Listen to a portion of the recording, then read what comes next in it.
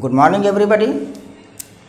आज मैं आपके लिए एक नया टॉपिक लेके आया हूँ जिसका नाम है सिंपल पास्ट टेंस।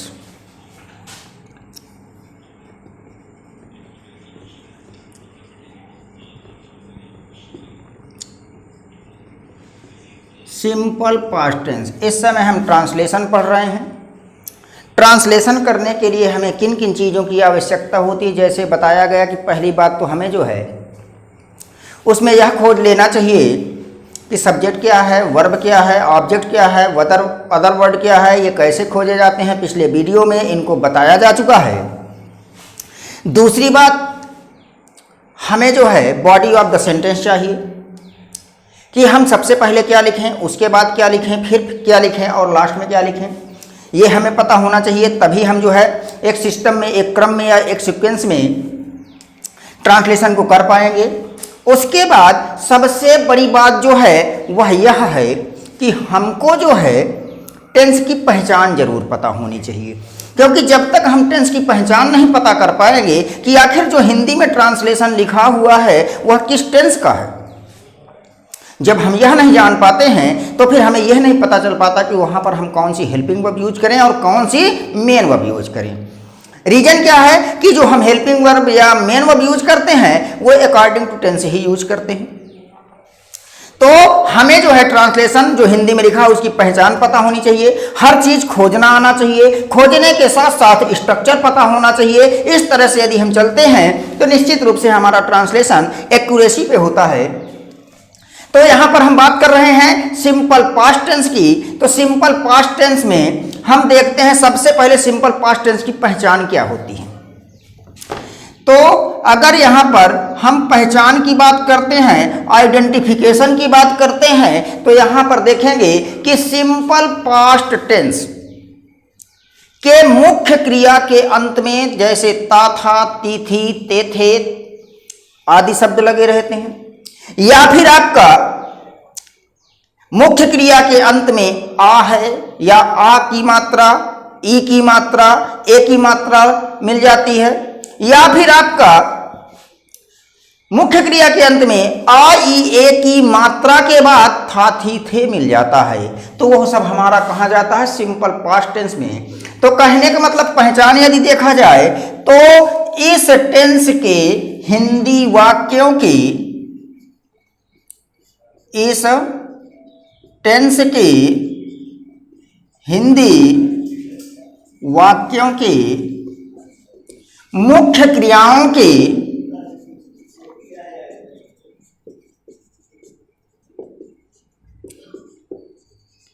अंत में, मुख्य क्रियाओं के अंत में ता, था, ती, थी, ते, थे, या फिर आ, ई, ए की मात्रा के बाद था, थी, थे, या आ, ई, ए की मात्रा लगी होती है।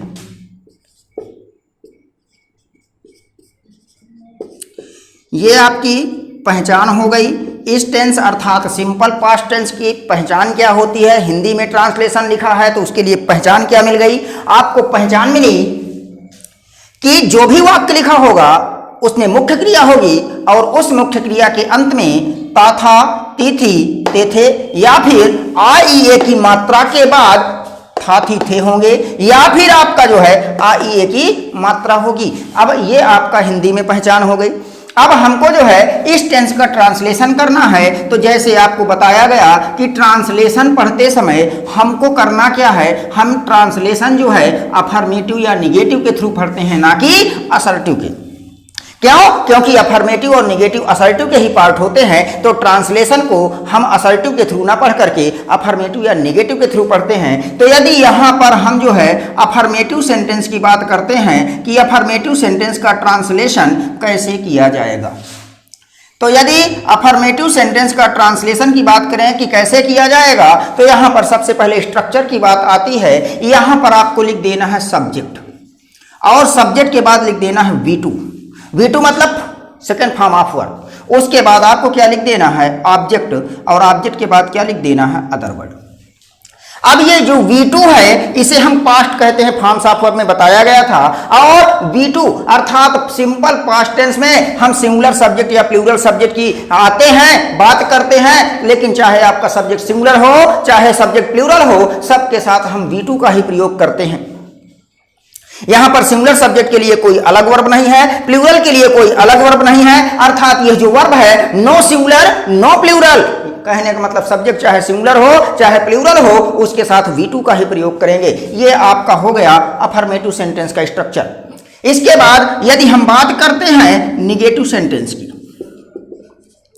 तो यदि निगेटिव सेंटेंस की बात करते हैं तो निगेटिव सेंटेंस का स्ट्रक्चर क्या बनेगा? यहां पर हम देखेंगे कि आपका होगा सब्जेक्ट। अब निगेटिव बनाएंगे तो निगेटिव बनाने के लिए या तो नो का प्रयोग करेंगे, या तो नॉट का प्रयोग करेंगे, या तो नेवर का प्रयोग करेंगे।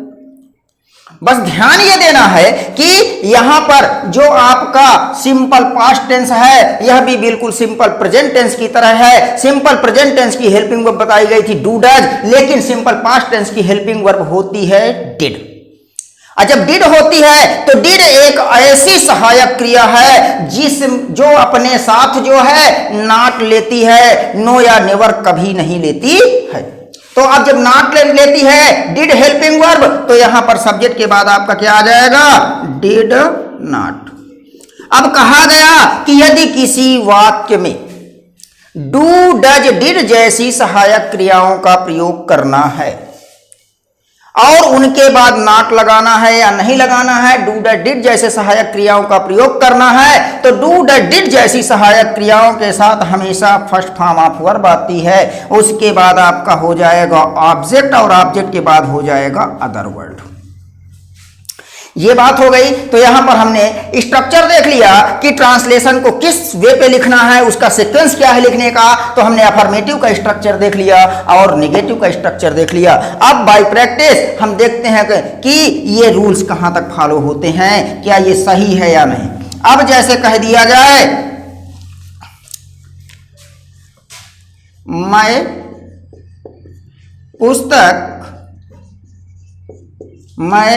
पुस्तक पढ़ता था।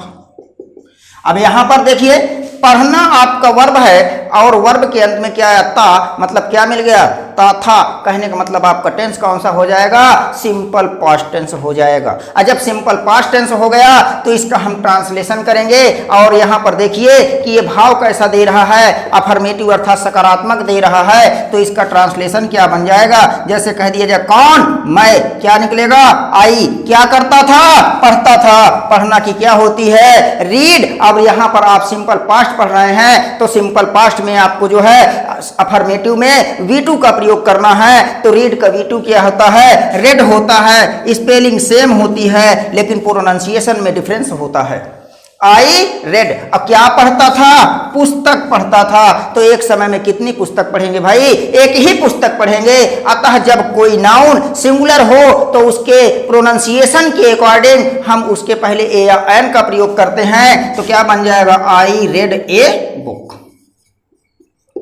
ये बन गया इसका ट्रांसलेशन। जैसे कह दिया जाए राम ने रावण को मारा। राम ने रावण को मारा, ये आपका ट्रांसलेशन है। तो यहां पर आपको सब्जेक्ट खोजने के लिए बताया गया था, या तो आप कौन से सब्जेक्ट खोजेंगे या तो किसने से सब्जेक्ट खोजेंगे। और जब आपने हिंदी में कारक पढ़ा होगा कर्ता ने, तो बताइए यहां पर क्या लिखा है? ने चिन्ह है। तो जब ने लगा हो तो उसका सब्जेक्ट हम कैसे निकालते हैं? किसने से। तो बताइए यहां पर किसने? राम ने। तो यहां पर ये आपका क्या हो गया? सब्जेक्ट हो गया। क्या किया? मारा। अब मारा में जरा देखो, अगर इसको देखेंगे तो यहां पर क्या निकल रहा है, बड़ा आ की मात्रा आई हुई है और कहा भी गया है कि सिंपल पास्ट टेंस के मुख्य क्रिया के अंत में आई ए की मात्रा आ जाती है। तो यहां पर सिंपल पास्ट में चला गया, राम ने रावण को मारा, तो सब्जेक्ट में राम हो गया, क्या किया, मारा। मारना की अंग्रेजी क्या होती है, किल, और सेंटेंस का भाव सकारात्मक है, तो जब सकारात्मक है तो किल का सेकेंड फॉर्म क्या हो जाएगा, किल्ड। रामा किल्ड, किसको, रावण को ऑब्जेक्ट मिल जाएगा। किल के बाद प्रीपोजिशन टू का प्रयोग करते हैं, उसके बाद लिख देंगे रावण। राम किल्ड टू रावण, ये आपका इस तरह से। तो यहां देखो ताथा मिल गया, यहां पर क्या मिल गया, आ की मात्रा मिल गई। आगे देखते हैं,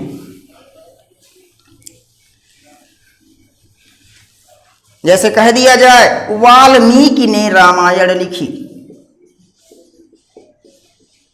वाल्मीकि ने रामायण लिखी। वाल्मीकि ने रामायण लिखी, तो किसने, वाल्मीकि ने क्या किया, लिखा। और क्या लिखा, रामायण लिखा। तो यहां पर आप देख रहे हैं कि ये क्या है, सब्जेक्ट, ये क्या है, वर्ब, और ये क्या है, ऑब्जेक्ट। सारी चीजें स्पष्ट हो गई। पहले किसको लिखना है, बाद में किसको लिखना है, उसके बाद किसको लिखना है, सीक्वेंस में रखते चले जाएं स्ट्रक्चर में, अपने आप ट्रांसलेशन बन जाएगा। जैसे यहां पर कह दिया जाए वाल्मीकि, क्या कर दिया, लिख दिया। और लिखना की अंग्रेजी क्या होती है, राइट। लेकिन आप पढ़ रहे हैं सिंपल पास्ट। सिंपल पास्ट में सब्जेक्ट चाहे सिंगुलर हो या प्लूरल हो, उन सब के साथ क्या आती है, सेकंड फॉर्म ऑफ वर्ब अर्थात V2 आती है। तो राइट का सेकंड फॉर्म क्या होता है, रोट। वाल्मीकि रोट। और क्या लिखा, रामायण। जब कोई धार्मिक ग्रंथ होता है तो रामायण हमारा क्या है, एक धार्मिक ग्रंथ है। तो कहने का मतलब उसके पहले डेफिनेट आर्टिकल दा लगा देते हैं, तो क्या हो जाएगा, वाल्मीकि रोट द रामायण। ये हो गया। इसके बाद अगला सेंटेंस देखते हैं। अगला सेंटेंस क्या कहता है, जैसे कह दिया जाए मैं खा चुका था, मैं खा चुका था।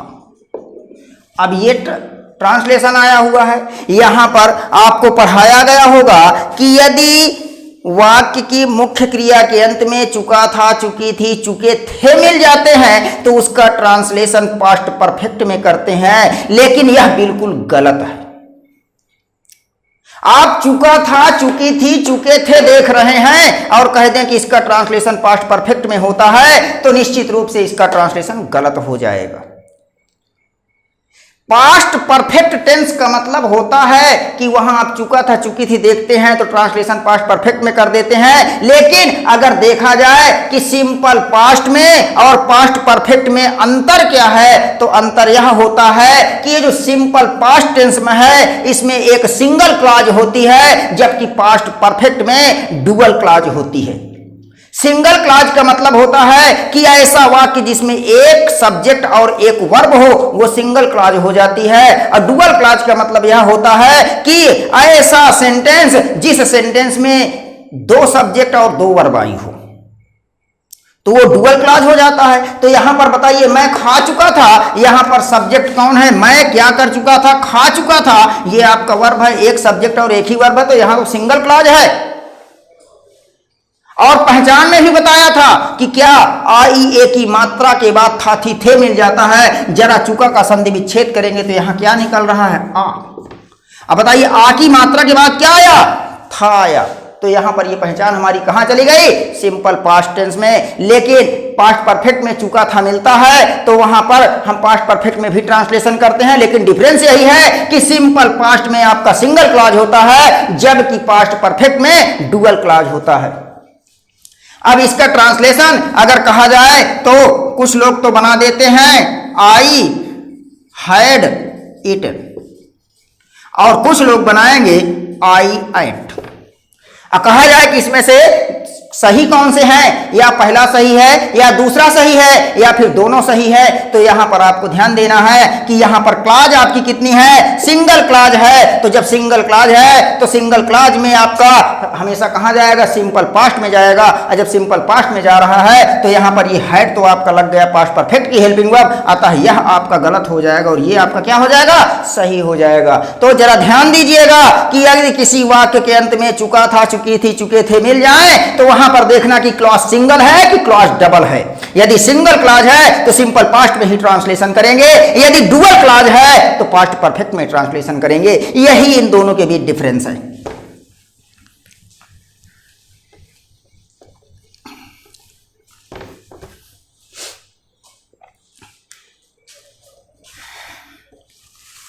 जैसे कह दिया जाए वह दिल्ली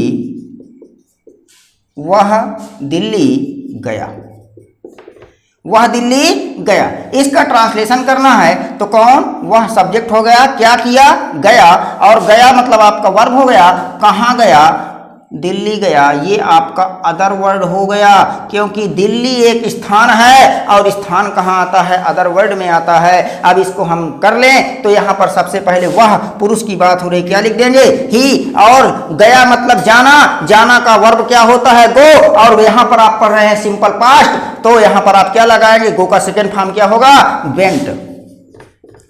और वेंट के बाद अब यहां पर हमें जो है क्या लिखना है, दिल्ली। तो यहां पर जरा ध्यान दीजिए कि पहले टू लिखेंगे, फिर क्या लिखेंगे, दिल्ली। अब आपके मन में एक संदेह उत्पन्न हुआ होगा कि आखिर ये टू कहां से आ गया है। तो यह टू मैं बताता हूं कहां आता है, जब कोई लक्ष्य आपका फिक्स होता है, यानी आपका टारगेट है और वह टारगेट क्या होता है, फिक्स होता है। यानी कोई आपका प्लेस है, वह प्लेस आपका क्या होता है, फिक्स होता है। तो उस प्लेस के पहले किसका प्रयोग करते हैं, टू का। तो जरा यहां पर बताइए दिल्ली आपका फिक्स है कि नहीं है। तो कहने का मतलब जब आपका दिल्ली फिक्स है तो उसके पहले प्रीपोजिशन क्या आएगा, टू आएगा।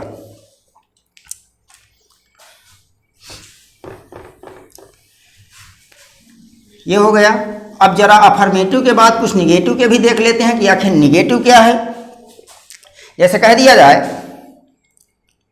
मैं अंग्रेजी पढ़ता था, मैं अंग्रेजी पढ़ता था, सॉरी निगेटिव चल रहे हैं, तो मैं अंग्रेजी नहीं पढ़ता था, मैं अंग्रेजी नहीं पढ़ता था। था मिल गया मतलब सिंपल पास्ट। कौन, मैं, क्या लगा देंगे, आई। सिंपल पास्ट पढ़ रहे हैं, यहां पर देखिए जरा क्या आया है, नॉट आया हुआ है। तो कहने का मतलब आप सिंपल पास्ट की हेल्पिंग वर्ब क्या खोजेंगे, तो हेल्पिंग वर्ब क्या होती है, डिड होती है। और डिड के साथ किसका प्रयोग, नहीं के लिए नॉट का प्रयोग करते हैं। तो यहाँ क्या हो जाएगा, आई डिड नॉट। अब आपको कहा गया कि कहीं पर डिड हेल्पिंग वर्ब की तरह कार्य करती है तो उसके बाद आने वाली मेन वर्ब हमेशा V1 होती है। तो पढ़ना की अंग्रेजी क्या होती है, रीड। तो आई डिड नॉट रीड। अब क्या नहीं पढ़ता था, अंग्रेजी। तो यहाँ क्या लिख देंगे, English. I did not read English, मैं अंग्रेजी नहीं पढ़ता था। जैसे कह दिया जाए वह अपने माता पिता का कहना नहीं मानता था, वह अपने माता पिता का कहना नहीं मानता था। तो कौन, वह क्या लिख देंगे, ही। उसके बाद यहाँ पर नहीं आया, टेंस आप पढ़ रहे हैं सिंपल पास्ट, पहचान भी लिखी है था। तो यहाँ पर क्या लिख देंगे, डिड नॉट। क्या नहीं करता था, कहना नहीं मानता था। और जब कहना नहीं मानता था तो कहना मानना की क्या होती है, ओबे। और डिड नॉट के बाद क्या आएगा, फर्स्ट फॉर्म ऑफ वर्ब। तो क्या लिख देंगे, ही डिड नॉट ओबे।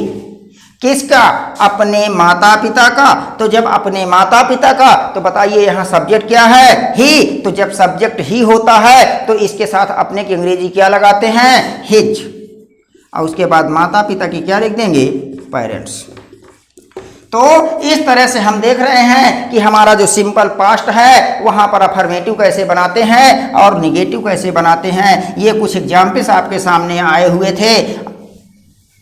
जिनसे आपने देखा कि जो बताया गया वो रूल्स पूरी तरह से वेरीफाई हो रहे हैं। बस आपको ध्यान यह देना है कि सिंपल पास्ट में और पास्ट परफेक्ट में डिफरेंस क्या होता है। तो सिंपल पास्ट में सिंगल क्लॉज होती है, जबकि पास्ट परफेक्ट में क्या होता है, डुअल क्लॉज होती है। सिंगल क्लॉज का मतलब होता है कि एक सब्जेक्ट और एक वर्ब, जबकि डुअल क्लॉज अर्थात जितनी भी क्लॉज होंगी हर एक क्लॉज में एक सब्जेक्ट और एक वर्ब का होना जरूरी होता है।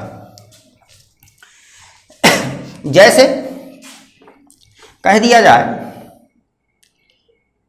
ये लड़के अपना गृह कार्य नहीं किए। ये लड़के अपना गृह कार्य नहीं किए तो कौन, ये लड़के क्या लिख देंगे, दीज बॉयज। नहीं आ गया, सिंपल पास्ट पढ़ रहे हैं, क्या लगा देंगे, डिड नॉट।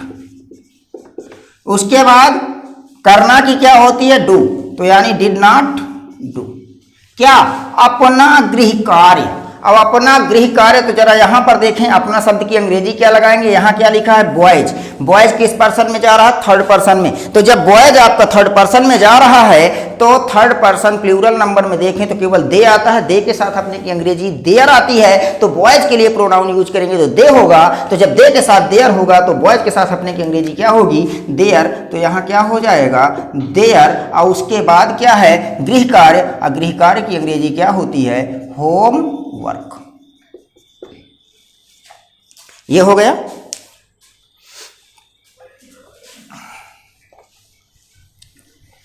तो इस तरह से ये जो है आपका कुछ सिंपल पास्ट टेंस में क्या होता है उसके कुछ उदाहरण आपको बता दिए गए हैं। आप जो है बाय प्रैक्टिस इसको समझने की कोशिश कीजिए। यदि यह वीडियो आपको पसंद आया हो तो इस वीडियो को लाइक करें, शेयर करें, कमेंट करें और चैनल को सब्सक्राइब करना ना भूलें। बेल आइकन दबाना तो बिल्कुल ही ना भूलें। क्यों? क्योंकि ताकि आपको समय समय पर नेक्स्ट वीडियोस के नोटिफिकेशन मिलते रहें। Thank you.